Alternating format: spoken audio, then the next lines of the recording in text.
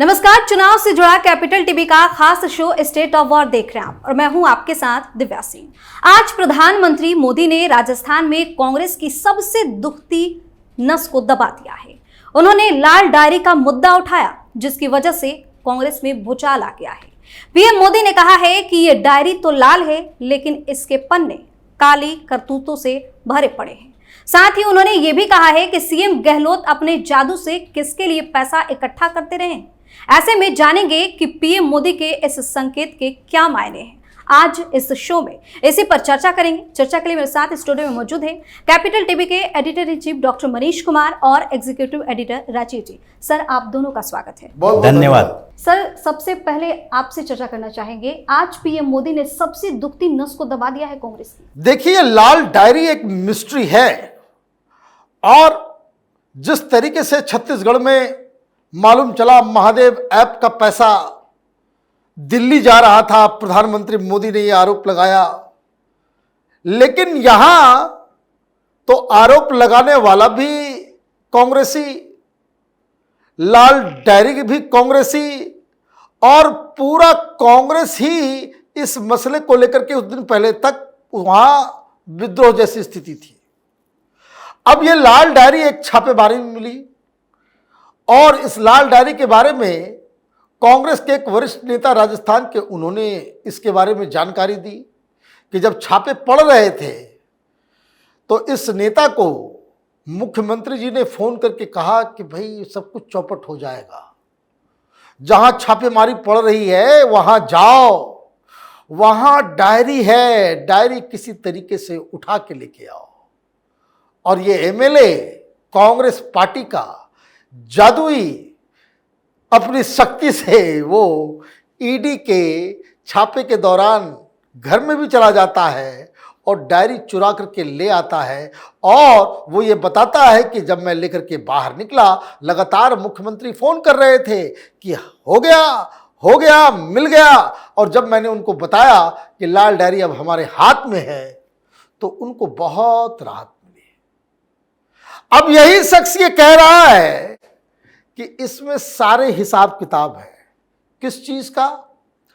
पैसा कहां कहां से आया और पैसा कहां कहां गया। यह भी उसने बताया कि एमएलएस को खरीदने के लिए कितने पैसे खर्च किए गए, वो क्रिकेट एसोसिएशन के इलेक्शन में पैसा किसको दिया गया, कहां खर्च हुआ, ये सारी डिटेलिंग है। ईडी इन्वेस्टिगेशन में लगी हुई है, बहुत सारे केसेस चल रहे हैं। तो ईडी अगर अचानक से ये खुलासा कर दे कि दिल्ली पैसा जा रहा था तो लोग यही चिल्लाएंगे, चीख मचाएंगे कि भाई ईडी देखिए इलेक्शन के दौरान इस तरह से कर रही है। लेकिन प्रधानमंत्री मोदी के पास तो ये अधिकार भी है और ये जानकारी भी है कि भाई पैसा कहाँ जा रहा था। इसलिए उन्होंने कहा कि ये जो जादूगर है, गहलोत साहब को जादूगर कहा जाता है कि ये जादूगर, ये लाल डायरी का पैसा ये कहाँ दिल्ली में भेजा जा रहा था। तो जो कांग्रेसी सिस्टम से वाकिफ है, इस बारे में हम लोग बहुत बार बातचीत कर चुके हैं कि कांग्रेस पार्टी एक विकराल पॉलिटिकल पार्टी है, संगठन बहुत बड़ा है, चुनाव जीते या ना जीते, लेकिन एक ऑल इंडिया पार्टी है। इसको चलाने के लिए पैसे चाहिए होते हैं। सरकार जहां बनती है वहां के मुख्यमंत्री को बाकायदा टारगेट दे दिया जाता है कि भाई इतना वहां भेजना है, तब तो पार्टी चलेगी दिल्ली से, अदरवाइज कैसे चलेगी पार्टी। यही प्रधानमंत्री मोदी ने आज, आपने बिल्कुल सही कहा कि दुखती रग जो है वो दबा दिया है। बवाल मचा हुआ है राजस्थान के अंदर में, भ्रष्टाचार के आरोप, एक तो पार्टी टूटी हुई, आपस में विस्फोट हो रहा है, आपस में लड़ रहे हैं, ऊपर से जो लोग प्रचार करने जा रहे हैं गांधी परिवार को, उसको इस लाल डायरी में प्रधानमंत्री ने लपेट लिया है। तो एक बहुत बड़ा कुठारा घात आज हुआ है। अब देखना यह है कि इस लाल डायरी के ऊपर क्या जवाब देते हैं गहलोत और कांग्रेस पार्टी। आपको क्या लगता है सर, लाल डायरी के नाम पर आज पीएम मोदी ने कितना बड़ा धमाका कर दिया है? देखिए, ये कांग्रेस की सरकार जहां भी रही या केंद्र में ही सरकार की बात करते हैं, 2014 में जब भारतीय जनता पार्टी, मोदी जो प्रधानमंत्री के उम्मीदवार थे, वो बेहतरीन तरीके से जीत कर आए। उसमें एक बड़ी भूमिका करप्शन की थी, क्योंकि कांग्रेस का पर्यायवाची शब्द बन गया है करप्शन। जहां कांग्रेस वहां करप्शन।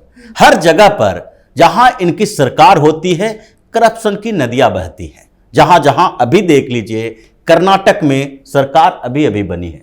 जैसा कि डॉक्टर साहब ने कहा कि ये जो कांग्रेस का सिस्टम है, ये कांग्रेस का सिस्टम चीफ मिनिस्टर को टारगेट देता है।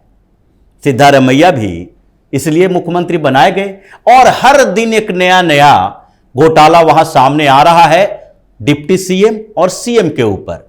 अभी हंगामा इस बात का हुआ, सीएम का बेटा है पकड़ा गया घूस लेते हुए, पैसा इकट्ठा कर रहा है और ये हर स्टेट में है। अब वहां पर जो राजस्थान में ये मुद्दा उठा है लाल डायरी का, ये क्लिकिंग पॉइंट है एक तरीके से भ्रष्टाचार का, जो राजस्थान में अब तक चल रहा था। राजस्थान में भी इस बात की चर्चा है कि गहलोत को आखिरकार राहुल गांधी, सोनिया गांधी ने सीएम क्यों बनाया, जबकि उससे पहले तो प्रदेश अध्यक्ष हुआ करते थे सचिन पायलट, युवा नेता, और उन्होंने बहुत मेहनत की थी पिछली बार कांग्रेस को चुनाव जिताने के लिए। यह बड़ा अभियान चलाया था गुर्जर और मीना को अपने साथ लाने के लिए, दोनों एक दूसरे के खिलाफ रहा करते थे।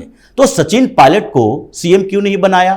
क्योंकि गहलोत पुराने खिलाड़ी हैं, जैसा कि जादूगर कहा जाता है, वो पहले जादू ही दिखाया करते थे और जादूगर से फिर पॉलिटिशियन बन गए, पॉलिटिक्स में भी जादू दिखा रहे हैं। इसलिए पीएम मोदी ने कहा है कि ये गहलोत किसके लिए पैसा इकट्ठा कर रहे हैं, ये दिल्ली दरबार तक पहुंचाते हैं और इसमें सोनिया गांधी, राहुल गांधी का भी नाम आएगा। जैसे महादेव ऐप वाले मामले में कहा गया कि छत्तीसगढ़ के सीएम बघेल जो हैं ये सोनिया गांधी के एटीएम हैं। तो उसी तरीके से अभी जो गहलोत रहे 5 साल तक, ये सोनिया गांधी के एटीएम ही बने रहे और ये सारे भ्रष्टाचार की जो यहां से पैसे इकट्ठे हुए ये दिल्ली तक ही पहुंचे। एक नाम नहीं है, अग्रसेन गहलोत, वैभव गहलोत, अशोक गहलोत, ये चाचा, भतीजा, बेटा, ये सारे लोग उसी में हैं। जोशी, राठौर, ये सारे लोग, डोटसारा जैसे जहां छापेमारी हो रही है,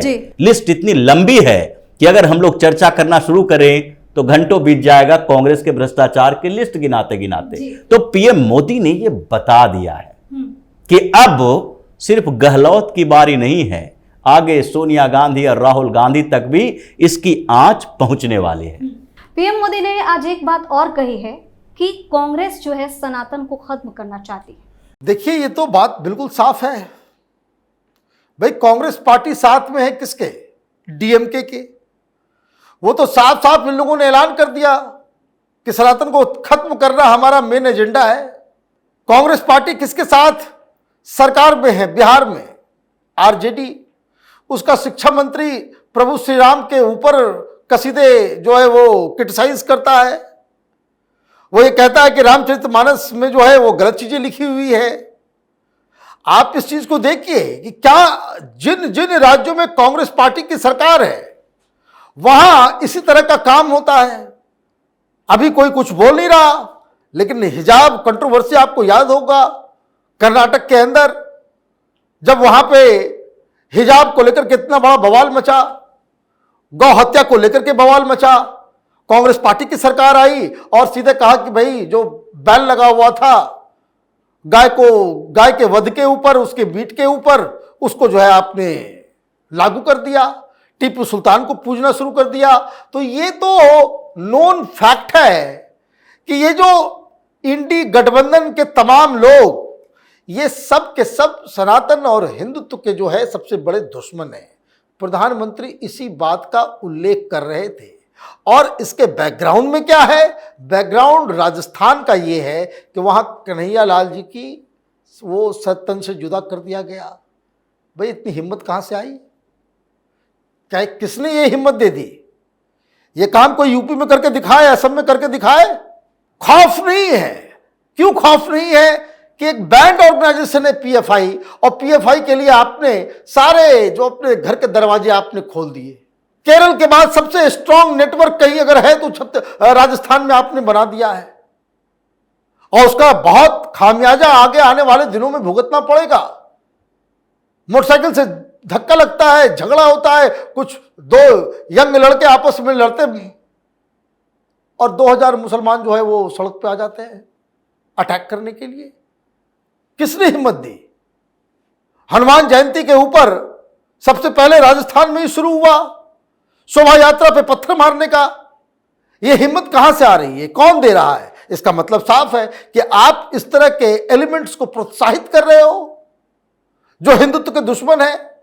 तो ये वोट बैंक पॉलिटिक्स और जो तुष्टीकरण के चक्कर में आप देश का जो सामाजिक ताना बाना है उसकी तिलांजलि देने के लिए भी तैयार हो, तो इस घटिया राजनीति के ऊपर प्रधानमंत्री ने आज बहुत ही कायदे से अटैक किया है। राहुल गांधी का ज्यादातर फोकस ओबीसी वोटर पर दिख रहा है, राजस्थान में कहा जा रहा है। देखिए, ओबीसी वोटर पर राहुल गांधी का फोकस होने से राहुल गांधी ओबीसी के हितैषी नहीं हो जाएंगे, क्योंकि ये चर्चा इनके गठबंधन के अंदर से शुरू हो चुकी है कि ये राहुल गांधी ओबीसी हितैषी कब से हो गए, कब से कांग्रेस ओबीसी को अपने साथ रखने की कोशिश करने लगी। यही कांग्रेस है जिसने मंडल कमीशन की रिपोर्ट को दबा के रख लिया था। ये राहुल गांधी को इतिहास पढ़ना चाहिए। अभी कितने बड़े नेता ओबीसी के रहे इस कांग्रेस के सरकारों में, ये कितने प्रधानमंत्री अभी तक एक भी दिया कांग्रेस की सरकार ने। कांग्रेस की सरकार यानी जवाहरलाल नेहरू से लेकर अभी जो मनमोहन सिंह हुए प्राइम मिनिस्टर, उस समय तक एक भी सेक्रेटरी लेवल का अधिकारी नहीं हुआ ओबीसी का। आज 64 है। ये गृह मंत्री अमित शाह ने सबके सामने रिपोर्ट रखी है। ये ओबीसी की बात करके जो बरगलाने की कोशिश कर रहे हैं, सबसे पहले तो इसका असर यही होने वाला है कि कांग्रेस को एक एक करके सारी रीजनल पार्टियां जो ओबीसी के वोट वाली है छोड़कर चली जाएगी। एक एक करके सपा, जदयू, राजद, ये सारी पार्टियां तो ओबीसी की राजनीति करती है, ये मंडल की उपज है। तो ये लोग ये सोचने लगे है कि जब राहुल गांधी ओबीसी कर रहा है तो हम इसके साथ रह के क्या फायदा होगा। ये हमारा वोट बैंक में सेंधमारी कर रहा है, इसको भारतीय जनता पार्टी से लड़ना है या हमसे लड़ना है। ये विस्फोटक स्थिति है। राहुल गांधी जो दांव चल रहे हैं उल्टा पड़ने वाला है। और दूसरी तरफ सबसे बड़ी बात तो यही है कि राहुल गांधी को ओबीसी, दलित, आदिवासी से कोई प्रेम नहीं है, बल्कि जिस तरीके से ये चुनावी हिंदू हैं, जैसा कि डॉक्टर साहब ने अभी कहा कि सनातन धर्म को लेकर कांग्रेस की मानसिकता क्या रही है। शुरुआती दौर से देखिए कांग्रेस की क्या मानसिकता रही है। एक डायरेक्ट जिसकी बात इन्होंने कही कि जहां जहां सरकारें वहां वहां मुस्लिम तुष्टीकरण, हिंदुओं को दबाने की कोशिश, और दूसरा इनडायरेक्टली ये जो पूरा का पूरा सेकुलरिज्म का बोझ हिंदुओं के कंधे पर थोप दिया गया, लाद दिया गया। तुम सोए रहो और दूसरा जागता रहे। कन्हैया लाल की मौत की बात है, हत्या की बात, जैसा इन्होंने कहा कि कन्हैया लाल की हत्या कर दी गई, दूसरे प्रदेश में होता तो क्या होता। लेकिन एक और सवाल राजस्थान में इस हत्या पर उठ रही है। लोग कह रहे हैं कि कन्हैया लाल की हत्या कर दी गई और उनके परिवार को 5 लाख रुपया दिया गया। एक मोटरसाइकिल एक्सीडेंट में एक मुस्लिम मर गया, उसको 20 लाख रुपया दिया गया। ये गहलोत सरकार है, ये कांग्रेस की सरकार है। तो ये कांग्रेस करप्शन और सनातन विरोधी होने के कारण ही आज इस स्थिति में है कि ये रीजनल पार्टियां भी आंख दिखाने की तैयारी में रहती है। और यही असलियत है। राहुल गांधी जितना भटक लें, जितना बौखला जाएं, कुछ होने वाला नहीं है। सर, आप दोनों का बहुत बहुत धन्यवाद तमाम जानकारी के लिए। धन्यवाद। तो अब राजस्थान में राजनीतिक पार्टियों का तूफानी दौरा शुरू हो चुका है। इस दौरान खूब बयानबाजी भी देखने को मिल रही है। एक तरफ बीजेपी राज्य में मजबूत स्थिति बनाए हुए है, तो दूसरी तरफ कांग्रेस को सत्ता से बेदखल होने का डर सता रहा है। आज के हमारे शो में फिलहाल के लिए इतना ही। देखते रहिए कैपिटल टीवी। नमस्कार।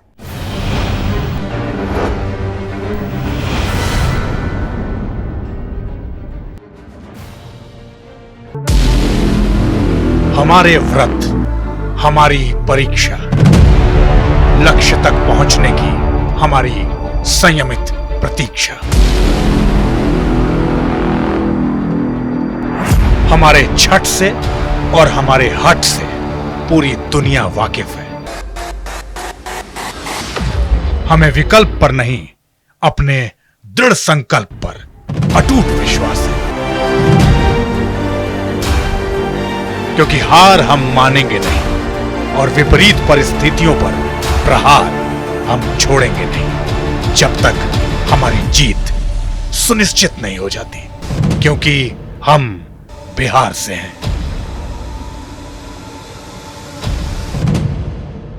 कैपिटल टीवी पर मैं अमित प्रकाश लेकर आ रहा हूं बिहार पर एक ब्रांड न्यू स्पेशल शो। हम बिहार से हैं।